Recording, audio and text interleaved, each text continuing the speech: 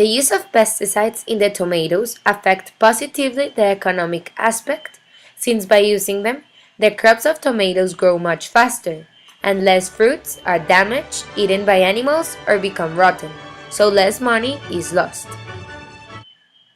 With pesticides, you can improve the low fertility of the soils that have been overexploited, and it is proven that by using these chemical products, the good or not damaged tomatoes that harvest to be later sold can often double or even triple themselves. If the pesticides assure that fewer tomatoes are damaged, then this is very good for the farmers and companies that grow tomatoes, since they don't lose money. Instead, they are earning much more than what they invest in the crops.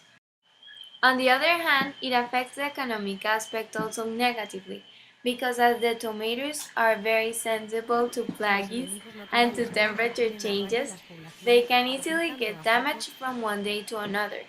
Because of this, the agriculture needs to spend a lot of money taking care of the tomatoes and in creating an area in which they don't get damaged so easily, and the crop care costs a lot of money. Since the tomato is a very sensible fruit, farmers need to use pesticides as a help to maintain the tomatoes in a good state, free of plagues and diseases that can affect them, and in this way have successful crops. In some cases, these pesticides stay in the tomatoes, affecting our health and causing poisoning. Types of poisoning. Acute poisoning, exposure to large doses of pesticides in a specific moment. This happens normally to the farmers that handle the pesticides. The consequences are severe, causing digestive, respiratory, dermatological, and nervous disorders. Chronic poisoning for professionals. The continuous exposure to big doses of pesticides can cause reproductive, cancerogen, and mutagenic results to the people that administer pesticides. For consumers, exposure to small doses of pesticides for a long time generates local effects like irritation of skin and mucous membranes, or systemic like hormonal system. There were a bunch of farm workers that had just come into the clinic that apparently had been poisoned out in the fields by a pesticide. They weren't sure what it was, who, where, or what, but they were sick and they were all coming in. We mobilized ourselves in an emergency basis, set up intake, emergency triage, seeing who was the sickest, who was a little better, who needed immediate care, who could be put to the side, and we started evaluating and treating. A total of about 84 farm workers came to our clinic, and in the meantime their vital signs were taken by medical assistants. So we pretty much divided up the clinic. Business as usual ceased. The initial 13 were the sickest, and they were the ones that ended up being the sickest with problems with their heart. They were having chest pains, irregular heartbeats, nausea, vomiting, severe abdominal pains, drooling, and so they were the ones that ended up being hospitalized for up to a week. These workers that were out there immediately got a real full burst of it on their clothes, on their skin, and in addition, they also were inhaling it. Worst case scenario, they could have died. Nobody died, thank God for that. But like I said, 13 were in the hospital. Several of them were in there for up to a week.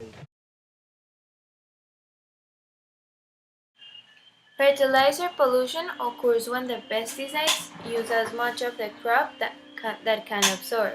The excess of nitrogen and phosphate infiltrate groundwater, and the nutrient overload is bad for lakes and ponds, causing algae blooms that cause aquatic plants and animals cease to exist.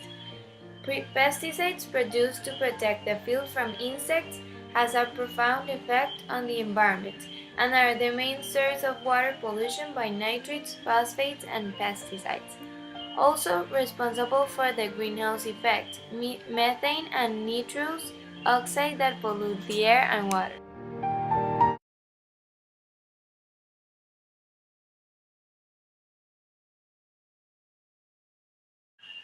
The use of Amistar 50 WG pesticide can damage the tomatoes' agricultural land by reducing some concentrations of essential plant nutrients that are found in the soil, such as nitrogen and phosphorus. By using pesticides for helping the growth and preventing plagues in the tomato crops, this spray gets into the soil and affects it terribly. That's why the farmers have to have various lands with soil to rotate the land in which the tomatoes are grown. Because if the farmers grew the tomatoes once they are harvested in the same soil, they are going to take longer, and next time much longer in growing, because of the effect of the pesticide in the soil. Differences between a tomato sprayed with pesticide and organic tomato. The tomatoes sprayed by pesticides have pesticide residues, which are small quantities of pesticides. These kind of tomatoes have been grown in a crop where they have been protected from plagues and climate change by the use of chemical products in their roots, soil. As these pesticides kill insects, they also kill some tomato cells and take away some nutrients and vitamins that the original tomato has. So as a consequence of the use of the chemicals, when we buy not organic tomatoes, we're eating less healthy fruits with less vitamins and nutrients and consuming more contaminations and having a possible risk of poisoning. The conventional tomatoes sprayed by pesticides is the one found in today's supermarket, and it is 5% to 40% lower in minerals such as magnesium, iron, calcium, and zinc than those harvested just 50 years ago. The inorganic tomatoes contain more dry matter than anything else, which reduces mineral concentrations. On the other hand, the organic tomato, free of pesticides or fertilizers, has lycopene, which is a vital antioxidant that has been shown to have potential anticancerous activity. This compound is not naturally produced in your body, and because the organic tomatoes are no longer the supermarket's favorites, we are not consuming this essential antioxidant because the inorganic tomato does not have it.